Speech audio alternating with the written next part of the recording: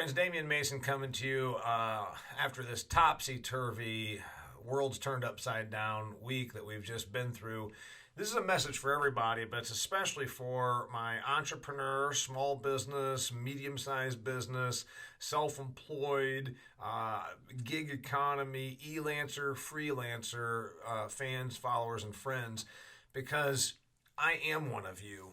And I got to tell you that the events of this last week or two are really, really devastating at a different level. And I'm not diminishing what this does to everybody else and the effects of coronavirus, but I want to talk to you very frankly about what this does and how we can get through it moving forward. Over the next couple of weeks, my Do Business Better podcast is going to be more zoned in on survive and readjustment and reinvention. As you know, I do a lot on reinvention. But let's talk about the realities of this situation. This situation, as I see it, you've got governors in states from New York to California, Pennsylvania, even my home state of Indiana, ordering shutdowns of businesses. Okay, this bothers me very, very deeply. And I want to go ahead and just throw this out there. I've already been accused on social media and by my detractors, Damian, you're not taking this seriously enough. Damian, you're making a joke of it. I'm not making a joke out of coronavirus. I predicted 2 weeks ago that the media, which has perpetuated this, the media, which does sell fear, because if you are afraid, you are uncertain, you tune into the social media, the news media, the Twitter following even of Wall Street Journal, whatever it should be, the CNN, the CBS, the MSNBC, the Fox News, they're all in the same game. They sell advertising. To get advertising dollars from companies, they need eyeballs. They need people tuning in. To do that, they perpetuate fear because now you have to tune in. I predicted 2 weeks ago that there would be a ticker up in the corner or down at the bottom of the screen on all of the TV and media, all of the news, you want to call it, putting out there how many coronavirus deaths there were or new cases. I predicted that it was going to be just like the little stock market ticker, and sure as hell, it started happening this week. But I got a message, and I got to share some thoughts about this, because over the next few weeks, I want to help my friends, my followers, my fans, and certainly my clients, the people that hire me. I've been through the recession of 08, 9, and 10. I've been through the terrorist attacks of 9/11. And then as a kid, I went through the farm crisis and saw it firsthand. So I've seen these crises before. And am I a genius? No. Am I Milton Friedman, the most brilliant economist perhaps of all time? I don't know if he is or isn't. You might say John Keynes or whatever. I don't care who you believe the greatest economist of all time is. But I do understand economics. I understand business. And I especially understand small business. One of my big points is be careful who you turn to. You're upside down, you're worried, you're scared, you didn't sleep well, your business has you concerned, and then you tune into information that's not really helpful. I just took a picture the other day of a psychic tarot card reader, and I'm going to run that with one of my articles. Be careful who you listen to. I talk about this a lot. I talk about it in my book, Do Business Better. I say be careful who you tune into. And I'm talking about friends, neighbors, social media influencers, or media people. But basically the title of this little session we're having right now, this time together now, is what I want to say. Small business, I understand. I understand you because I am you. I quit my job in 1994. I didn't have a fallback plan. I didn't have anybody setting me up. I didn't have a mother and father that gave me $500,000 of seed money. I had myself, my work ethic, and a pretty hefty dose of creativity and a vision that, by God, I was going to make it. You're there also. You're a business person, small business, e-lancer, freelancer, wherever you are in this. Let me just tell you, I understand. I'm going to give you some perspective for any of you that are paying attention to this that haven't piloted your own ship. It's a son of a bitch some days. We work at this because we like the independence, and we say we like the independence, but the reality is sometimes we're still humping at 8 p.m., and we've been going since 7 a.m., And we're saying, yeah, but I do this for the independents. Well, you're not independent. You have no choice but to be working right now because of the marketplace, because of the clientele, because of the way the demand is, or because there is no demand. You're out here beating the bushes to try and make your product be more in demand. We do what we do because we like it. We love it sometimes. We have pride. Our name is on the door. We have a sense of fulfillment that we pulled this off. But things are really, really tough right now. And frankly, I'm going to be critical of the government, and you can say, I'm not taking it seriously enough. Well, let me just tell you something. When I hear that, and this is I'm going to speak for all of my small biz, entrepreneur, business owning friends. When we hear this, you're being selfish. You want to be in business, but you should think about the greater good. Greater good is a term that's oftentimes used by proponents of government takeovers. That's what socialists say. Greater good. Let me tell you what makes the greater good. Businesses doing business. Employing other people then to make money, giving those people jobs so that they can go out and have homes and pay for food and buy clothes for their children and let their kids go to soccer matches. Greater good is what is accomplished by business people, small biz people, the lifeblood, the engine of America. So what's my gripe? Well, my gripe is, and I can be told again and again and again that we have a pandemic. I don't disagree. But if you pull this heavy-handed government shutdowns, my sister-in-law that has a gym, my friends out here that own dry cleaners or retail stores, they are going to be bankrupted. And you can say, well, you can't put a dollar cost on human life. I've been hearing that a long time, not just because of this, but because of everything. And let's be frank, we put dollar values on human lives pretty regularly. You don't think so? We raised the speed limits to 85 miles per hour in some states, 75 miles per hour, even in my home state of Indiana, which has a lot of population, a small area. And you have people passing you going 90 miles per hour, texting and driving. So you're saying that we didn't allow something that's going to be deadly to happen when we changed that law? That's just one example, and I could go on and on and on. And I know we're dealing with a pandemic. We've never been here before, and that's the other part that scares me. When I've been critical of governors and governments instituting a form of martial law, shutting down companies and saying you're not allowed to be in business, we cede part of our civil liberties. We're now being told by the almighty government, hey, you can't go in and open your doors. Obama got in hot water years ago when he said to these people that have their little businesses, they didn't build that. I'm not getting into the politics part of it because it makes no difference. Republican and Democratic leaders right now in different states are doing the same thing. They're not saying you didn't build that, but they're saying we're going to tell you whether or not you can be in business. So don't you think about that? I mean, if you're a business person, you get it. And I'm here to tell you, I understand. My business has been greatly harmed. I get on airplanes and fly to conferences. At conferences, I sell books after I deliver speeches and help these companies and these organizations and these individuals. I inspire them, I inform them, I give them information, I make them look ahead, I train them, I give them an outlook for their own businesses. I offer consultation, business advice, inspiration with a bit of entertainment. That's what I do. But I can't do that when there are no conferences because they've been ordered to not exist. I'll be fine. I'll be fine for the next 2 months, the next 3 months, the next 4 months. If you take away my next year, I'm going to have a problem. And a lot of small businesses are closer to the cusp than that. I'm fortunate. I've saved and I've invested. I'm 50 years old and I've been at this for 26 years and I've learned a lot. Again, I will give you over the next several weeks some of my tips, tricks, methods to stay ahead of the curve or at least stay above water. I've heard people that tell me I don't take this seriously enough. And again, think of every small business. You think that they're not serious? They've put their butt on the line. They've leveraged and mortgaged and started in their garage and went out there and then bought the building and then worked really hard, 80-hour weeks to get to where the building was paid for, and then they could expand and buy another chunk of ground and expand their business. I don't care what you're talking about. The guy that changes, that replaces transmissions, or the woman that started Vera Bradley in Fort Wayne, which is,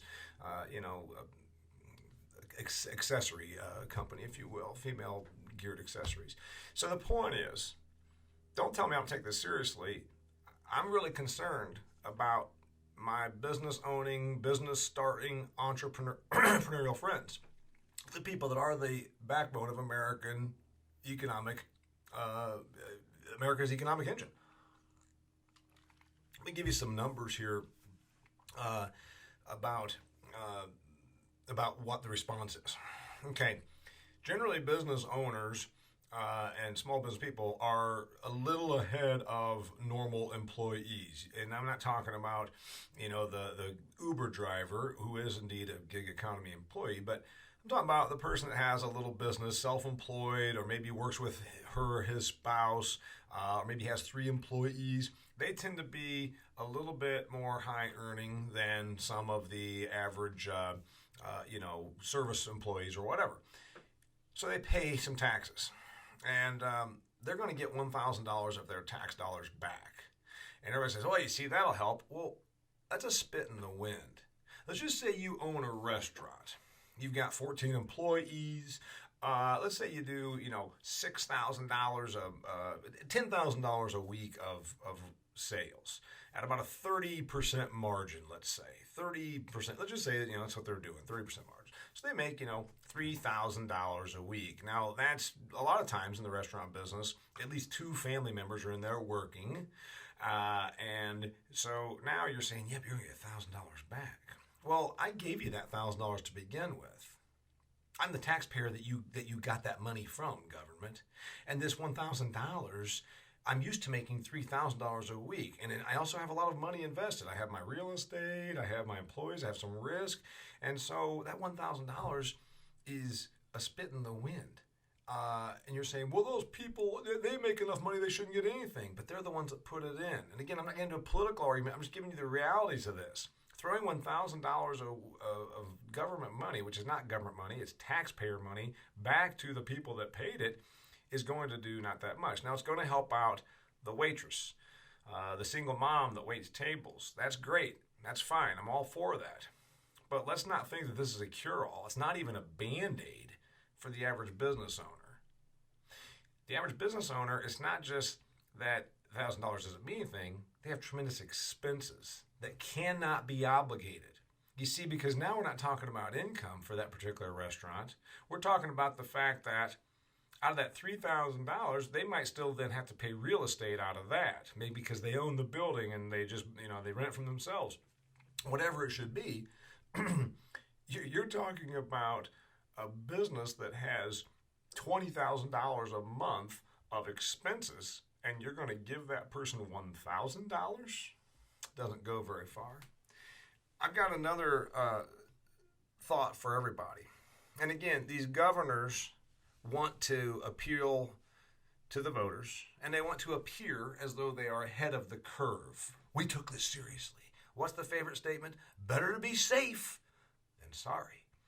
So when businesses are shuttered, when there's true economic meltdown because these companies were not allowed to exist, not allowed to operate, the government can say, well, we did the best thing we could. We wanted to make sure we didn't flood the hospitals with coronavirus cases. I get that. I understand the argument. It doesn't mean I agree with it, because there will be bankruptcies like you have not seen before. The government cannot throw enough dollars at business. If this goes any further, and it's already gone far enough, if it goes any further, there will be such massive bankruptcies that you can't take enough trillions of dollars of government money, because the government can't even borrow that, to bail these people out. The small business person that has 3 dry cleaner facilities or 5 Burger King franchises, you've got some real damage that's going to go down the road here. This will not end in a week or 2 for the economic damage.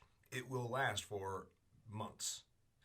Now, I say you got to reinvent. And the reality is, I'm going to give you ideas over the next few weeks about how to reinvent, how to utilize your time. But I'm very much aware that we have some folks that it's not going to be able to, it's not going to happen because of their expense load, and through no fault of their own, they not only can't cover their expenses, they have no revenue at all. They're going to be scrambling as best they can, and then all of a sudden they'll dip into their own private equity, and then we have this ripple effect. Now I don't pay the bank. Now this happens. So we got some real problems here. I want to give you another realization, and I'm doing this again in defense of the small business people that I love, that I know are the flowing blood of this wonderful country. We don't have guaranteed pensions. Government employees do. We don't even have pensions like some corporate people do. We generally don't have 401ks. If we're self-employed, we can invest for our own future retirement, but it's all of our money. And when things are tight and we're now looking at what might be several months or even a couple of years of recovering from this government-imposed shutdown that we have to deal with, government-imposed shutdown of the private sector. Notice when the government shuts down, they still pay their people. They don't do it immediately. They do it when they start back up again. Good luck with that when you own 3 dry cleaners locations. It doesn't happen. So we don't have the pensions. We don't have the same type of a 401k. And then we also pay for our own insurances when we're self-employed or run our own businesses. These are substantial expenses. So we're going to see some people that won't be able to pay for their insurances and then go uninsured because of this. I'm just giving you some reality. Again, I'm a fan of everyone that's out here working, especially piloting their own ship. Just giving you some background of why I've been very critical, because I have been criticized for not being serious enough about COVID-19, but I'm being critical of a government that shuts down our businesses. There's a trickle-down economic multiplier effect that even a small business has. Damian, why don't you just retire? Go and volunteer. I've been told that before because I'm not poor. Would it be the best use of my time to go to the soup kitchen and ladle out soup for people that are hungry? That's noble, I will grant you. It's altruistic, that's fantastic. But you know what else is noble and altruistic? Running a business that then I can take the money from and support other businesses. And I can then donate to some charities, and I can have money that goes out the door to this company and this vendor and this service provider to me. You see, it is the economic multiplier effect, and it's also the ripple effect. I've obviously got a lot to say about this. Again, it's my plan here for the next couple weeks. Anyhow, I'm going to be sharing some lessons with you about how to get through this, some things that I've gleaned through getting through the recession, and particularly 9/11, when my business got rocked, and it didn't bounce back in 1 week or 2 weeks or 1 month or 3 months. It took several years. It's a lot about reinvention. It's a lot about being creative. It's a lot about how you can also find somebody. I would encourage you to do that. Find some person that you can trust and make them your friend. Okay, you can't get together. You can't do it face-to-face because we're not allowed to meet up. Find that restaurant owner. Find that small business person. Find that self-employed individual whose business has been rocked and reach out to her and say, hey, you know what? We've always done some business. Let's also talk now about how we can preserve our business. Let's talk now about how we can make this thing actually not go extinct because of a set of circumstances that were placed before us that we did not ask for. So that's what's got me deeply concerned. Yeah, I've been a little stressed about my own position. Yeah, but not as much, to be honest. More about where things go. Like I said, I'm not being arrogant. We're going to be okay. I'm going to be okay, and my wife and I are going to be okay. If things get really bad, and as 3 months, 4 months, 5 months down the road, we'll be making some different decisions. But every ounce of me is a entrepreneurial-minded person. And entrepreneurial people tend to struggle playing defense. We tend to be very offense-oriented. We look at growth and expansion, In fact, that's going to be a subject for a podcast that I'll be coming out with in an article very soon. It's about the offense versus defense mindset. This goes against our grain if we're entrepreneurial, if we're self-employed. We don't think in terms of how can we hunker down and not grow. We started our own business to grow. So these are very, very trying times, and I had to put some perspective on it because I think that some small business people tend to work in their own little island because, we get busy running our enterprise and we forget that there's other folks that understand us. There's other people out here that get what we're up against. Some of my suggestions, certainly moving forward, I'll be coming to you, but I just want to let you know I understand. We'll be talking about money, some of the principles of financial management when you're in crisis. We'll be talking about the mindset of offense versus defense.